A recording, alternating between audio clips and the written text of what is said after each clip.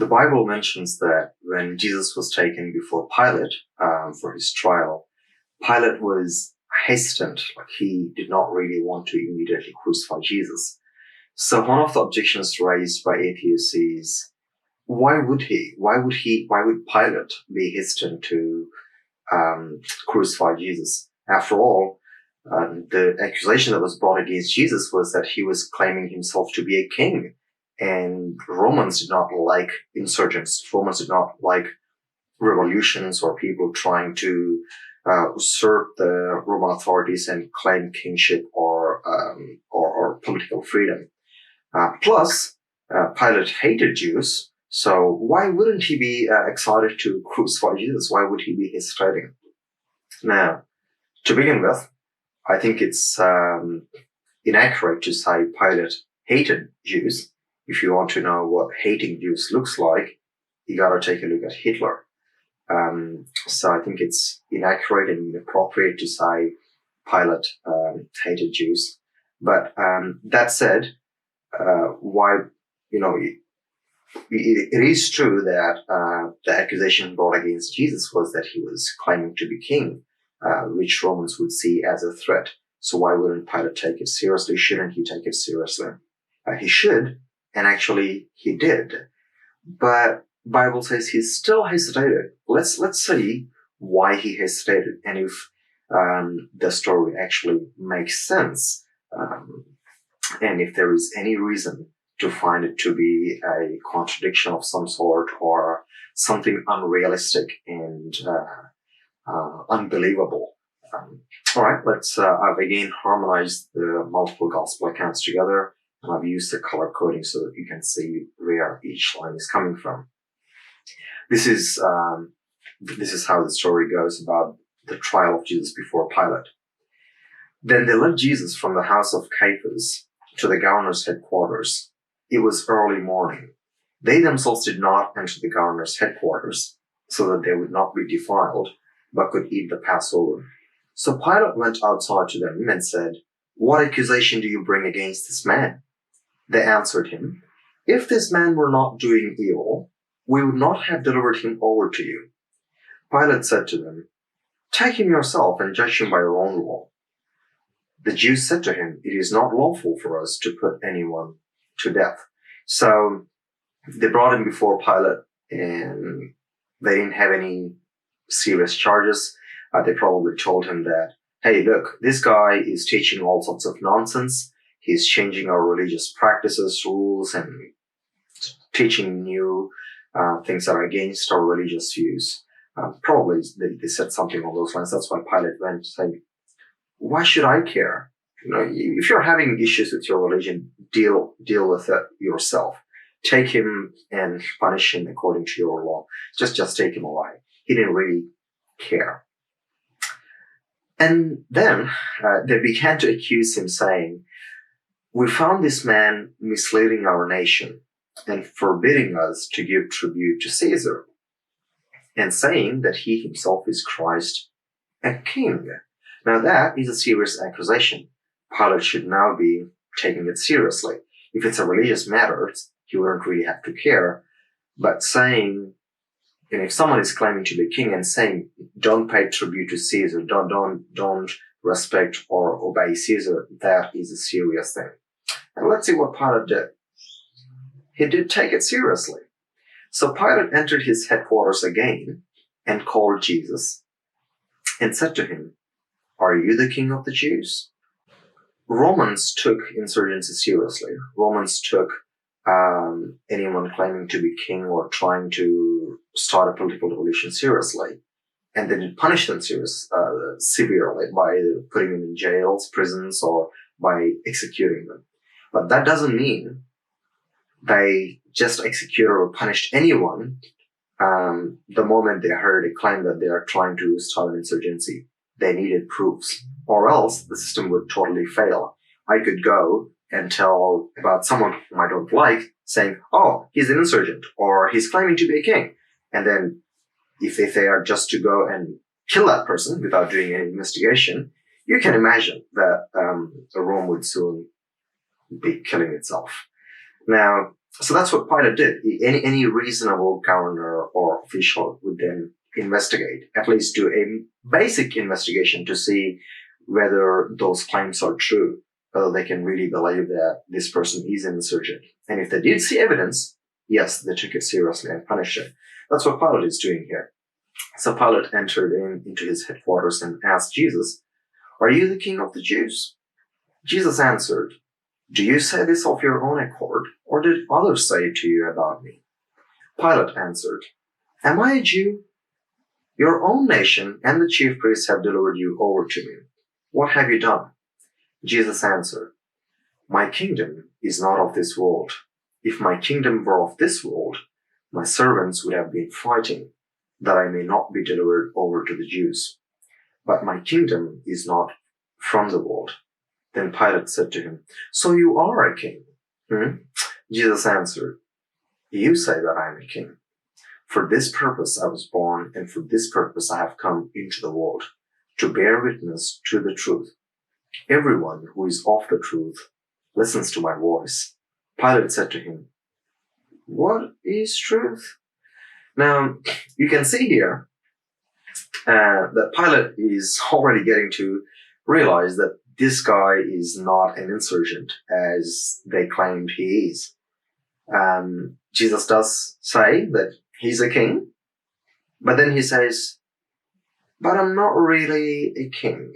Yes, I am a king, but I'm not really a king because I am a king in a spiritual sense." And that's what he says. If my kingdom were of this world, if I'm seeking political power here, my followers would have been fighting. My followers would have been creating insurgencies, starting riots and rebellion. But we don't do that because I'm not a king of this world. I'm not a king here. And then he says, my kingdom has to do with truth. And that's why my followers seek truth and not political power here. So Pilate is like, interesting. And try to put yourself in Pilate's place and think of it. A man was brought before him saying that man is an insurgent. And when he starts examining the man, he doesn't find an insurgent in him, but rather he finds some interesting or perhaps a weird spiritual person talking about truth and another world. So as you can imagine, Pilate did not find any reason to punish Jesus, let alone crucify him. So Pilate said to the chief priests and the crowds, "I find no guilt in this man." But they were urgent, saying, "He stirs up the people, teaching throughout all Judea, from Galilee even to this place." They really wanted to get rid of him. When Pilate heard this, he asked whether the man was a Galilean. And when he learned that he belonged to Herod's jurisdiction, he sent him over to Herod, who was himself in Jerusalem at that time. When Herod saw Jesus, he was very glad, for he had long desired to see him, because he had heard about him, and he was hoping to see some sign done by him. So he questioned him at some length, but he made no answer. The chief priests and the scribes stood by, vehemently accusing him. And Herod with his soldiers treated him with contempt and mocked him. Then, arraying him in splendid clothing, they sent him back to Pilate. And Herod and Pilate became friends with each other that very day, for before this they had been at enmity with each other. Pilate then called together the chief priests and the rulers and the people, and said to them, "You brought me this man as one who was misleading the people, and after examining him before you, behold, I did not find this man guilty of any of your charges against him. Neither did Herod, for he sent him back to us. Look, nothing deserving death has been done by him. I will therefore punish and release him." For he knew that it was out of envy that they had delivered him up. Besides, while he was sitting on the judgment seat, his wife sent word to him, "Have nothing to do with that righteous man, for I have suffered much because of him today in a dream." So you can see Pilate being a reasonable judge, not that he cared about Jews, Not that he loved Jews, but he was being a reasonable official. They brought Jesus to him saying he's an insurgent. He did his examination, he investigated, he did not find Jesus to be an insurgent. Jesus was not giving any political speeches. He was not asking for the liberation of Israel. He was simply saying some spiritual, he was talking about spiritual matters, and he's saying some things that have nothing to do with insurgency. So Pilate understood that this guy is not an insurgent, and the Jews were just unhappy with him because perhaps he challenged them, or as it says here, he understood that the Jewish leaders were envious of him, perhaps because he's gaining his popularity as a teacher. So he did not really want to crucify him or put him to death.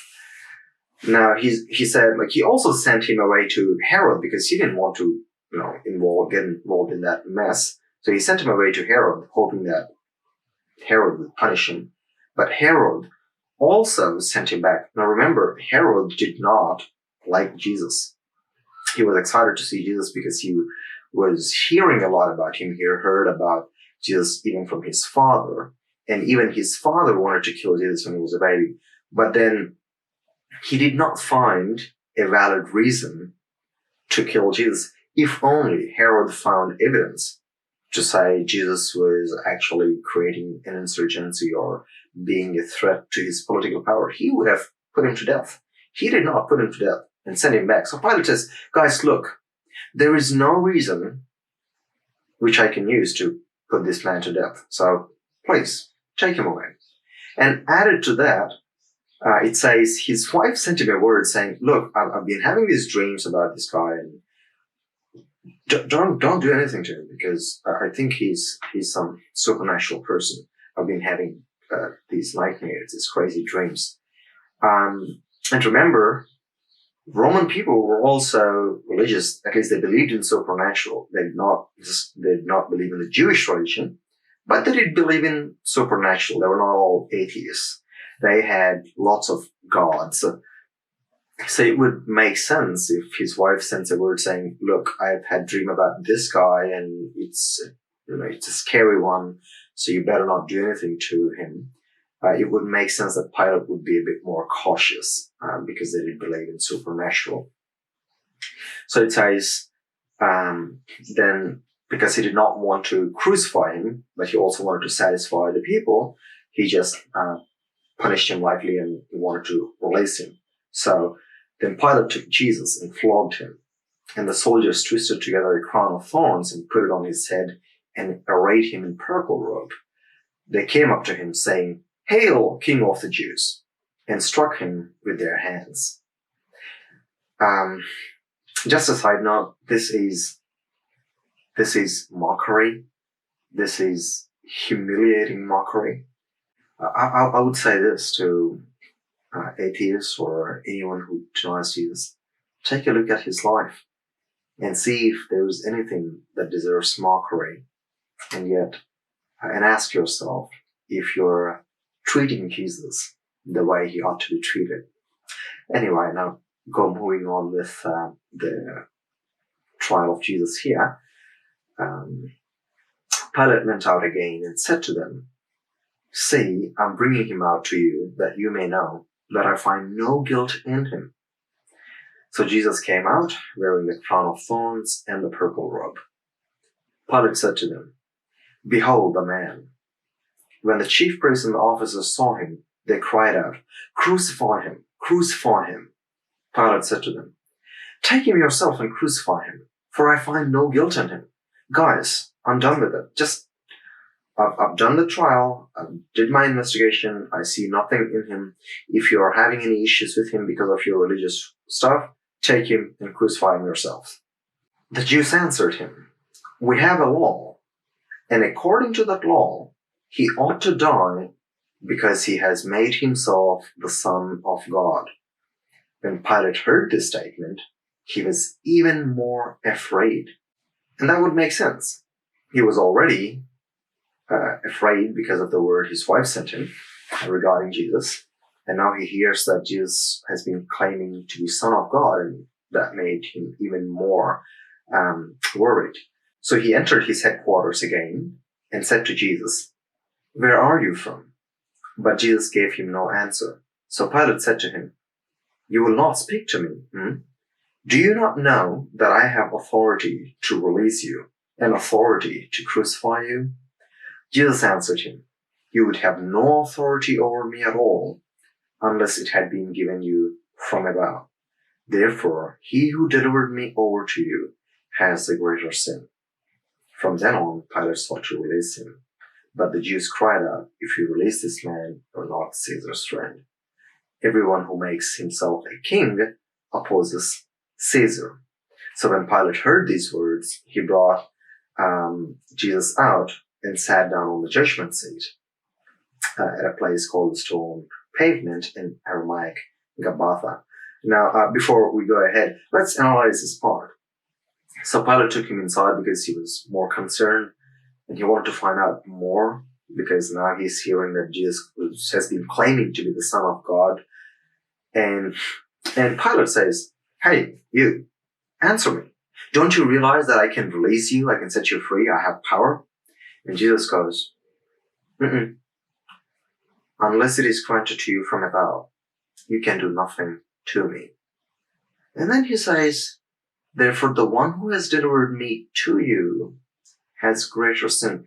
Now, notice this again, even here, Jesus is not talking like an insurgent.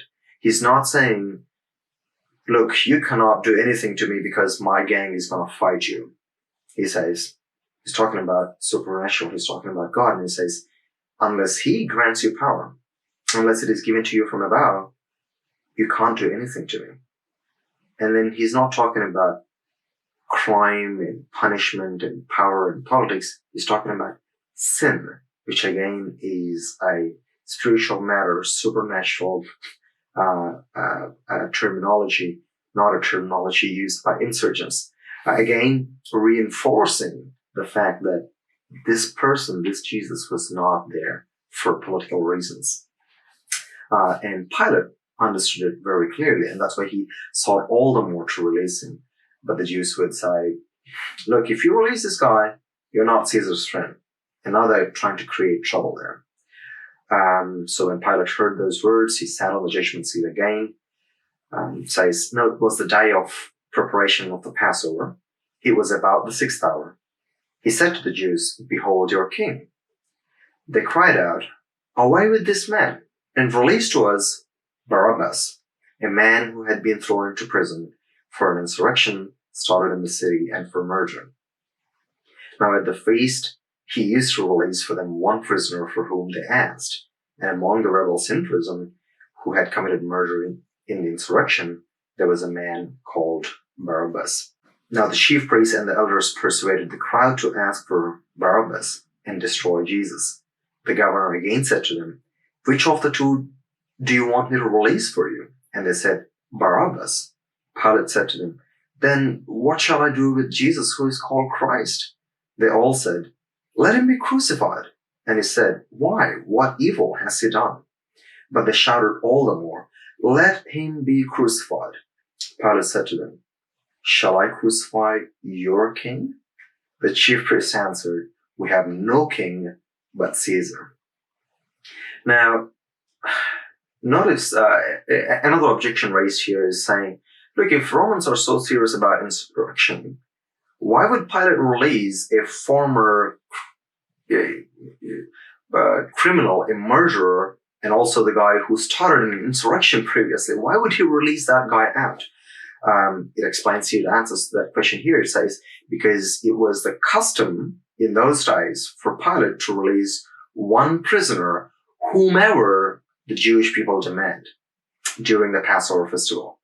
Now, it might sound strange, but there is no evidence, no counter evidence to say that says there was no custom like that. Josephus, a Jewish historian, wrote the Jewish history upon the request of the Romans, and there is no mention of anything saying that there was no custom like this, and there were no other secular or any sources which say nothing like that ever existed. So there was no reason for us to doubt that such a tradition existed. And if it did exist, then it makes sense that Pilate would be forced to release whomever they would ask for. And also, notice, we have seen throughout the narrative that Pilate did value their customs and traditions. He didn't necessarily care for them, but he did give them some freedom, and Jews did have some freedom, especially the Jewish elite, until the rebellion in AD 60. He respected their tradition. That's why, because they couldn't get inside on Passover because they didn't want to defile themselves, he went out to meet the Jewish leaders. So it's not too surprising that he would now release the one whom they asked for. Moreover, if Barabbas were to start an insurrection again after he leaves, they could always imprison him or execute him anyways. And they had that power and authority to do that. Moving on. So he was trying to set Jesus free because of everything he has seen. And the Jewish people keep saying, no, you gotta crucify him. Remember, this Jesus is claiming to be king. And if you release him, then you're not a friend of Caesar, because anyone that we have only Caesar as king. And this is getting heated up, and this is a problem. And that's what it says. So when Pilate saw that he was gaining nothing, but rather that a riot was beginning, he took water and washed his hands before the crowd, saying, I'm innocent of this man's blood. See to it yourselves. And that makes sense. Pilate did not want to crucify Jesus because he did not see any reason to crucify him. Plus, he was already concerned that this man might be some spiritual or supernatural person because of what his wife said and because of what he heard about the claim that of being the Son of God. But then, with all that on one side, he did care about peace and stability, just as every Roman official did. That's why when he saw that it's not going anywhere, no matter how hard he tries, and that a riot is starting, and people are saying, oh, now there is trouble between you and Caesar, he thought, man, I can't let this continue. So he says, you know what? Take him and do what you want to him. And so he delivered him over to them to be crucified. And that explains, hopefully, that gives you an understanding and insight into why Pilate hesitated to kill Jesus, why he was not so excited and eager and right away crucified him when he was brought before Pilate.